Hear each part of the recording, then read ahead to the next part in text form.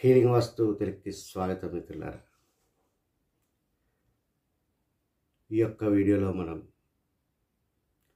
ఒక ఇంటి లోపల సమకూర్చుకునేటటువంటి యొక్క స్పేసెస్ గురించి ఆలోచించినప్పుడు ఒక పూజా గదికి సంబంధించి లేదా ఇంట్లో యూజ్ చేసుకునేటటువంటి ఒక వాష్రూమ్, ఈ రెండింటికి స్పేస్ ఏ రకంగా చూస్తుంది. ఎందువల్లంటే చాలామందికి ఆ యొక్క ఇంటి లోపల ఆ యొక్క టాయిలెట్స్ పెట్టుకోవాలా లేదా, పాత పద్ధతుల్లో టాయిలెట్స్ బయట ఉండాలి అని చెప్పేవాళ్ళు.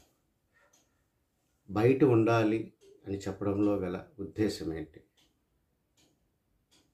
ఒక సైంటిఫిక్గా మనం లెక్కలేసినప్పుడు ఒక పూజా గదికి, అదే రకంగా ఒక మరుగుదొడ్డికి ప్రకృతి ఏ రకంగా డిఫరెన్షియేషన్ చేస్తుంది అనేది మనం చెప్పుకుందాము. దీని ద్వారా కొంత కన్ఫ్యూజన్స్ నుంచి ఒక సగటు మనిషి బయటపడతారనేటటువంటి ఆలోచన. మనం తెలుసుకోవాల్సింది ఏంటంటే, ఒక వాస్తు ప్రకారము మనం ఇల్లు కడుతున్నాము అంటే ఈ యొక్క భూమి మీద ఒక ఖాళీ స్థలంలో ఒక 4 గోడలతో ఒక నిర్మాణాన్ని మనం చేస్తున్నాం. అంటే ప్రకృతికి తెలిసిందల్లా ఏంటంటే, మనం ఏదైతే కొలతలు ఇచ్చి ఇంటి యొక్క మెయిన్ అవుటర్ వాల్ మనం కడుతున్నాము, ఆ కొలతలను అనుసరించి ఒక వైబ్రెన్సీ లేదా ఒక స్పేస్ తత్వాన్ని ఆ 4 గోడల మధ్య తీసుకోవడం అన్నమాట. అంటే లిటరల్గా మనం ఏం చేస్తున్నాం, ప్రకృతికి ఏం చెప్తున్నాము,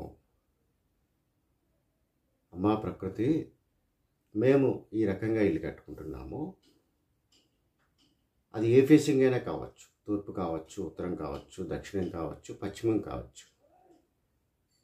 ఆ యొక్క వీధులను అనుసరించి లేదా ఆ యొక్క సింహద్వారాన్ని అనుసరించి నేను ఒక ఎంక్లోజర్ అనేది కట్టుకుంటున్నాను. సో ఒక ఎంక్లోజర్ నేను కట్టుకున్నప్పుడు ఈ యొక్క ఎంక్లోజర్ లోపల ఒక స్పేస్ని నేను బంధిస్తున్నాను. సో ఆ యొక్క బంధింపబడినటువంటి పల్సేషన్ ఏదైతే ఉంటుందో, ఒక మంచి సద్గుణాన్ని, ఒక ఉత్తమమైన గుణాన్ని తీసుకోవాలి అని మనం ప్రకృతికి డిఫైన్ చేస్తున్నాం.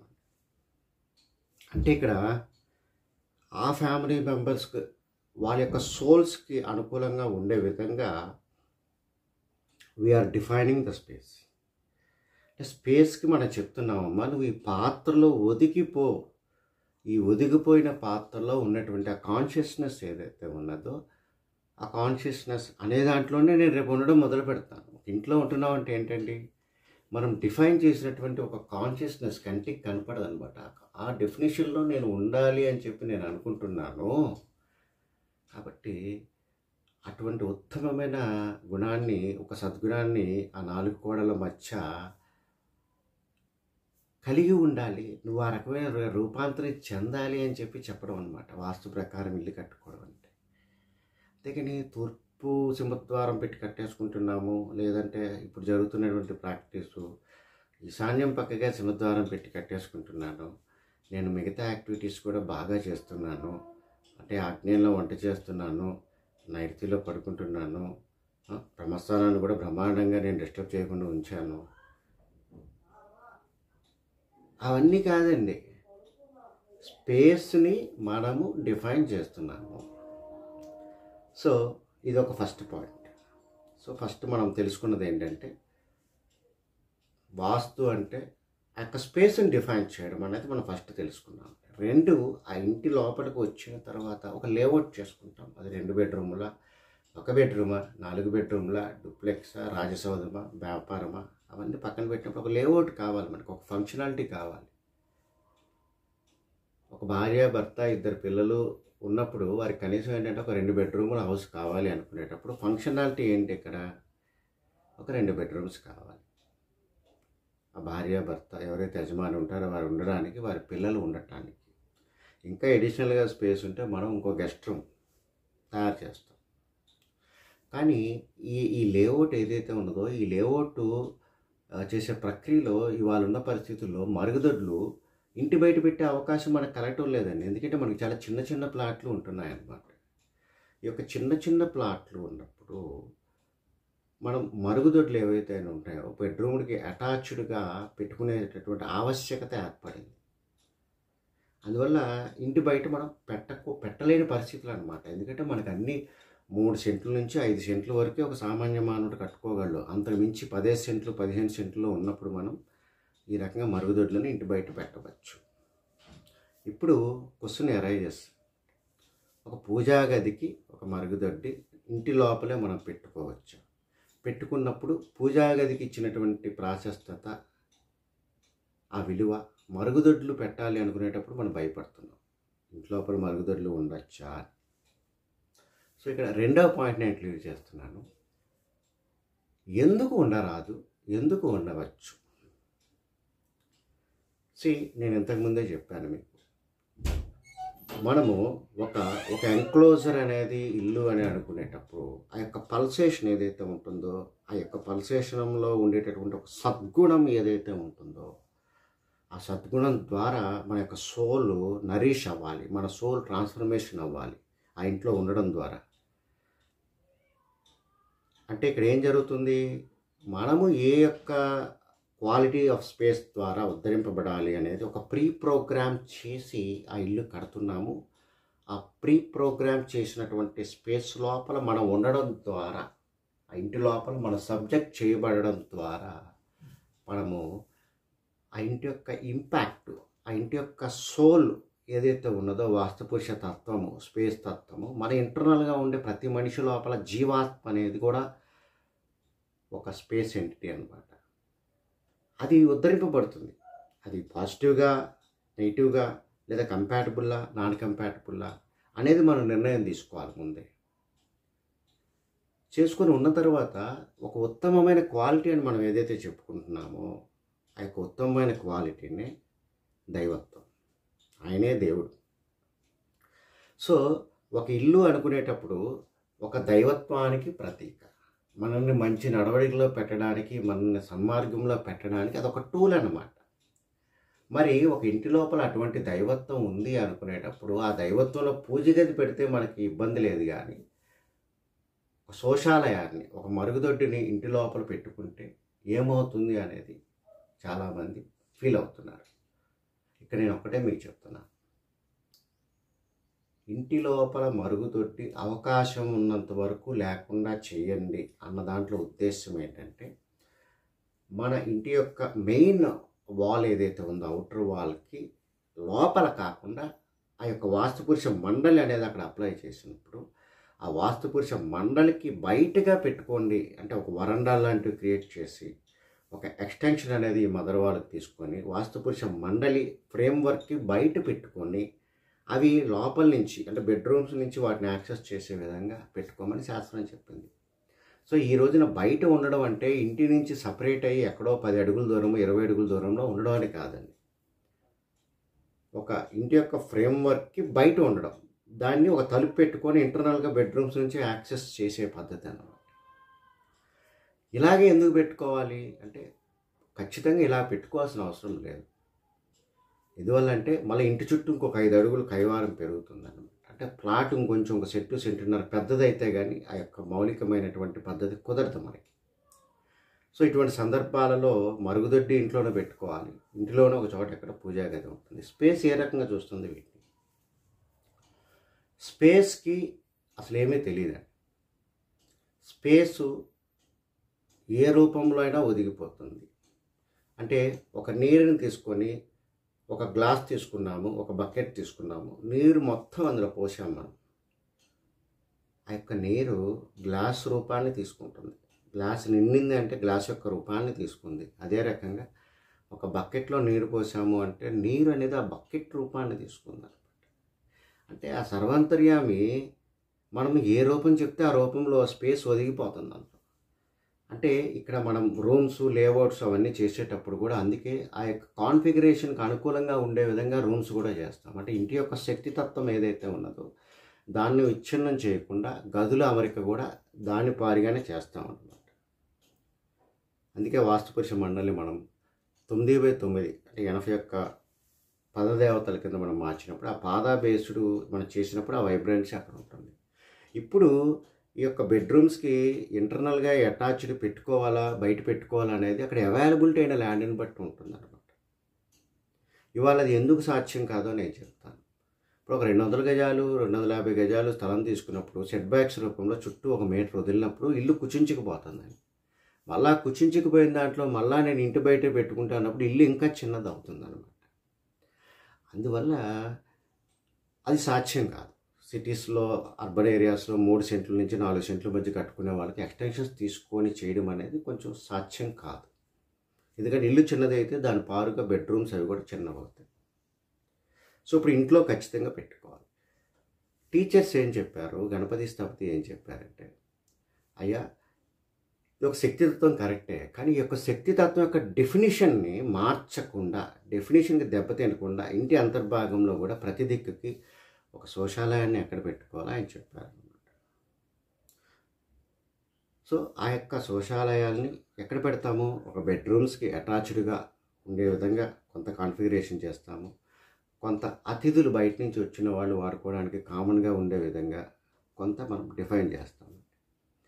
ఈ రకంగా డిఫైన్ చేసినప్పుడు స్పేస్కి అక్కడ మీరు మొత్తం ఆ ఇంటి లోపల ఈశాన్యంలో లేదా తూర్పులో లేదా ఉత్తరంలో ఎక్కడైనా మీరు పూజా గది పెడుతున్నారా, స్పేస్కి తెలియదు.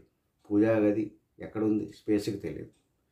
అదే రకంగా ఒక మరుగుదొడ్డి, ఒక అటాచ్డ్ టాయిలెట్ ఏదైనా పెట్టినప్పుడు అటాచ్డ్ టాయిలెట్గా ఉంది అని మనకు తెలియదు, ప్రకృతికి తెలియదండి. అది ప్రకృతికి అక్కడ ఏ డెఫినేషన్ ఇచ్చారు, వాటి యొక్క కొలతలు ఏంటి, వాటి యొక్క సైజులు ఏంటి అనే దాన్ని బట్టి అక్కడ ఒదిగిపోయి ఉంటుంది. అక్కడ మీరు పూజ చేసుకుంటున్నారా, విసర్జన కార్యక్రమాలు చేస్తున్నారా, ప్రకృతి తెలియదు. కానీ మనకు తెలుసు. అక్కడ మనం ఒక భగవత్ సంకల్పానికి సంబంధించినటువంటి పని చేస్తున్నామా పూజ రూపంలో మనకి తెలుసు. లేదా ఈ యొక్క శరీరంలో ఉన్న మలినాన్ని ఎక్కడ విసర్జిస్తున్నాం అనేది మనకు తెలుసు. కాబట్టి ఆ అంతరం మనకి సంబంధించింది, ఆ వేరియేషన్ మనకు సంబంధించింది. ప్రకృతికి ఏం తెలియదు. మొత్తము ఒక దైవత్వం అనుకునేటప్పుడు ఆ యొక్క విసర్జించే కార్యక్రమాన్ని అవకాశం ఉన్నంత వరకు ఆ యొక్క వాస్తుపురుష మండలి అంతర్భాగంలో లేకుండా బయట పెట్టండి అని చెప్పింది. అంతేగాని ఇంటి లోపల వాస్తుపురుష మండలి లోపల టాయిలెట్స్ పెట్టుకోవద్దని చెప్పలేదు. అది సాధ్యం కాదు. ఇవాళ ఉన్నటువంటి కాంటెంపరీ స్టైల్ ఆఫ్ లివింగ్కి, చిన్న చిన్న ప్లాట్స్కి అది సాధ్యము కాదు. అందువల్ల ధైర్యంగా ఉండండి. ఎక్కడ మరుగుదొడ్డి పెట్టుకోవాలి, ఎక్కడ పెట్టకూడదు, ఎక్కడ పెడితే ఆ ఇంటి యొక్క రిథం దెబ్బతింటుంది, ఆ యొక్క ఇంటి యొక్క డెఫినేషన్ అనేది తీసుకునే విధానం దెబ్బతింటుంది అనేదిగా చూసుకునేటప్పుడు అయ్యా ఇలా పూర్తిగా మరుగుదొడ్లు అనేవి ఇంటి యొక్క బ్రహ్మస్థానంలో పెట్టరాదు. అదే రకంగా ఇప్పుడున్న సాపత్యవేద ధర్మం ప్రకారం మనం ఒక సింహద్వారాన్ని మనం ఒక చోట తూర్పు అయితే ఇదిగో ఈ రకంగా 3-4 పాదాల్లో పెట్టాలి. లేదా ఉత్తరమైతే ఈ రకంగా వాయువు నుంచి 3-4-5 పాదాల్లో పెట్టుకోవాలి. అదే రకంగా దక్షిణం అనుకునేప్పుడు ఆగ్నేయ నుంచి చూసుకున్నప్పుడు 4-6 పాదాల్లో పెట్టుకోవాలి.